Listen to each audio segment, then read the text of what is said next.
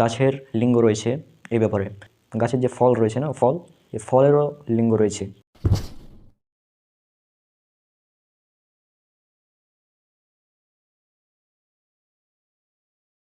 আসসালামু আলাইকুম ওয়া রাহমাতুল্লাহি ওয়া বারাকাতুহু। আমি মোহাম্মদ মুসাব্বিরুল ইসলাম রনক। আশা করি আল্লাহ সুবহানাহু ওয়া তাআলার রহমতে আপনারা সবাই অনেক অনেক ভালো আছেন। আজকে পবিত্র কোরআন এবং আধুনিক বিজ্ঞান এই সিরিজের আরও একটি ভিডিও, এবং আজকে আমরা খুবই ইন্টারেস্টিং একটি টপিক নিয়ে আলোচনা করব। সেটা হচ্ছে যে একটা সময় মানুষ মনে করত গাছের কোনো লিঙ্গ নেই। তাই রিসেন্ট ধরেন আজ থেকে 400-500 বছর আগেই মানুষ ভাবতো যে গাছের কোনো লিঙ্গ নেই। গাছের আবার কিসের লিঙ্গ? লিঙ্গ তো হবে মানুষের, বিভিন্ন পশু প্রাণী, এদের। গাছের কেন লিঙ্গ থাকবে? তো যাই হোক, গাছের মধ্যে পুরুষ এবং স্ত্রী লিঙ্গ রয়েছে কিনা এটি একটি রহস্য হয়েছিল অনেক দিন। সর্বপ্রথম যিনি এই বিষয়টি উল্লেখ করেন যে গাছের বা উদ্ভিদের পুংলিঙ্গ এবং স্ত্রীলিঙ্গ রয়েছে, এই বিষয়টি যিনি সর্বপ্রথম উল্লেখ করেন তিনি হচ্ছেন সুইডিশ বিজ্ঞানী কার্ল লিনে। খ্রিস্টীয় অষ্টাদশ শতাব্দীর মাঝামাঝিতে তিনি এই মত প্রকাশ করেন, এবং তার এই মতামত প্রকাশ করার কারণে অনেকেই বিস্মিত হয়, এবং তারা কার্ল লিনের বিরুদ্ধে খ্রিস্টান পাদ্রী অর্থাৎ গির্জার এক পাদ্রীকে তার বিরুদ্ধে খেপিয়ে তোলেন, এবং এই কারণে কয়েক বছর ধরে ইউরোপে তার মতামতকে ভুল হিসেবে ধরা হতো। কিন্তু পরবর্তীতে, অর্থাৎ তার কিছুকাল পরেই, বিজ্ঞানীরা তার এই মতামতকে স্বীকৃতি দেন, এবং বিজ্ঞানীদের কাছে এটি একটি মূলনীতি হয়ে যায় যে গাছের বা উদ্ভিদের পুরুষ লিঙ্গ এবং স্ত্রীলিঙ্গ রয়েছে, অর্থাৎ উদ্ভিদেরও পুংলিঙ্গ এবং স্ত্রীলিঙ্গ রয়েছে, এবং এটা বর্তমান আধুনিক বিজ্ঞানের নিকট একটি মূলনীতি। এবং বর্তমানে আমরা জানি গাছের পুংলিঙ্গ রয়েছে, স্ত্রীলিঙ্গ রয়েছে, এমনকি উভলিঙ্গও রয়েছে, যেখানে পুরুষ এবং স্ত্রীলিঙ্গের গাছ আলাদাভাবে থাকে। তো চলুন এবার দেখি পবিত্র কোরআন এই বিষয়ে কী তথ্য দিয়েছে। আল্লাহ সুবহানাহু ওয়া তাআলা বলেছেন সূরা ইয়াসিন সূরা নম্বর 36 আয়াত নম্বর 36, এখানে বলা হয়েছে, পবিত্র ও মহান তিনি, যিনি মাটি হতে উৎপন্ন উদ্ভিদ, স্বয়ং মানুষ এবং তারা যাদেরকে জানে না তাদেরও সবাইকে সকলকে জোড়ায় জোড়ায় সৃষ্টি করেছেন।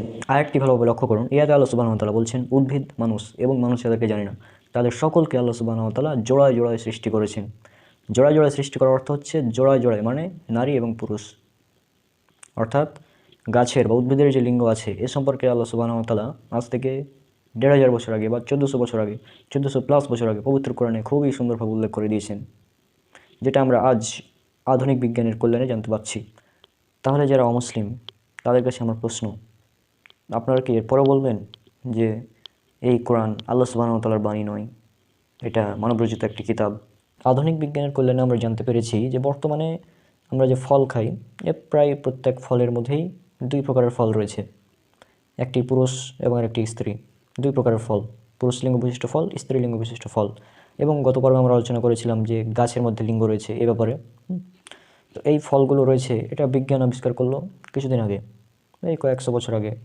তার আগে মানুষ জানতো না, তার আগে তো মানুষ এটাও জানতো না যে গাছের লিঙ্গ রয়েছে, তার আগে মানুষ জানতো না যে গাছের জীবন রয়েছে, এটাও জানতো না। কিন্তু আল্লাহ বলছেন গাছের লিঙ্গ রয়েছে, যেটা গত পর্বে আলোচনা করেছি। এবং আজকের পর্বে আমরা আলোচনা করছি যে প্রত্যেক ফল, যে ফল রয়েছে না, এই ফলের মধ্যেও লিঙ্গ রয়েছে, এবং পবিত্র কোরআনে স্পষ্টভাবে এই কথাটি উল্লেখ রয়েছে। আল্লাহ পবিত্র কোরআনে বলেছেন, এটা উল্লেখ করা আছে সূরা রদ সূরা নম্বর 13 আয়াত নম্বর 3। এখানে আল্লাহ সুবহানাহু ওয়া তাআলা বলেছেন, আল্লাহ সুবহানাহু ওয়া তাআলা তিনি প্রত্যেক ফল সৃষ্টি করেছেন 2 প্রকারের। আল্লাহ সুবহানাহু ওয়া তাআলা ফল সৃষ্টি করেছেন, প্রত্যেক ফল সৃষ্টি করেছেন 2 প্রকারের, বা 2টি জোড়ায় জোড়ায়, বা এভাবে ফল সৃষ্টি করেছেন। আল্লাহ সুবহানাহু ওয়া তাআলা দিবসকে রাত্রি দ্বারা আচ্ছাদন করেন, এবং সর্বশেষে বলা হচ্ছে এতে অবশ্যই গবেষকদের জন্য নিদর্শন রয়েছে। তাহলে দেখুন, এতে বলে দেওয়া হচ্ছে এখানে গবেষকদের জন্য নিদর্শন রয়েছে, যারা গবেষণা করতে ভালোবাসে তাদের জন্য নিদর্শন রয়েছে। সেই নিদর্শনটা কি, সেটা আজকে আমরা জানতে পারছি আধুনিক বিজ্ঞানের কল্যাণে, যে ফলের মধ্যেও লিঙ্গ রয়েছে এই ব্যাপারটা। তাহলে খুবই সুন্দরভাবে পবিত্র কোরআনে আল্লাহ সুবহানাহু ওয়া তাআলা এই বিষয়টি উল্লেখ করে দিয়েছেন যে ফলের মধ্যেও লিঙ্গ রয়েছে, যেটা আধুনিক বিজ্ঞান আজ আমাদেরকে বলছে। তাহলে এরপরেও কি বলবেন যে এটি আল্লাহ সুবহানাহু ওয়া তাআলার বাণী নয়, এই কোরআন মানুষের তৈরি, মানুষের লিখিত কিতাব? পবিত্র কোরআন এবং আধুনিক বিজ্ঞান সিরিজের ইনশাআল্লাহ আর অনেকগুলো ভিডিও আসবে। যারা আমার আগের ভিডিওগুলো দেখেননি তারা আগের ভিডিওগুলো দেখে আসুন এবং নিজেই বিচার করুন এই গ্রন্থ কে রচনা করতে পারে। একমাত্র মহান স্রষ্টা আল্লাহ সুবহানাহু ওয়া তাআলা ছাড়া এই পবিত্র কোরআন কারো পক্ষে রচনা করা সম্ভব নয়, কারণ এখানে এমন সব বৈজ্ঞানিক তথ্য লুকিয়ে আছে যেটা সে সময় মানুষ কল্পনাও করেনি। আল্লাহ সুবহানাহু ওয়া তাআলা বলেছেন সূরা ইয়াসিন সূরা নম্বর 36 আয়াত নম্বর 2, আল্লাহ সুবহানাহু ওয়া তাআলা বলছেন বিজ্ঞানময় কোরআনের শপথ। অর্থাৎ কোরআন যে বিজ্ঞানময় সেটা আল্লাহ সুবহানাহু ওয়া তাআলা নিজেই বলেছেন। পবিত্র কোরআন এবং আধুনিক বিজ্ঞান এই সিরিজের আমার পূর্বের যতগুলো ভিডিও রয়েছে সবগুলো ভিডিও দেখুন এবং চিন্তা করুন। আর ইনশাল্লাহ আগামীতে আরও বেশ কয়েকটি ভিডিও আসছে পবিত্র কোরআন এবং আধুনিক বিজ্ঞান সিরিজের। ততক্ষণ পর্যন্ত আল্লাহ সুবহানাহু ওয়া তাআলা সবাইকে অনেক অনেক ভালো রাখুক এবং সবাই আমার জন্য অনেক অনেক দোয়া করবেন। আসসালামু আলাইকুম ওয়া রাহমাতুল্লাহি ওয়া বারাকাতুহু।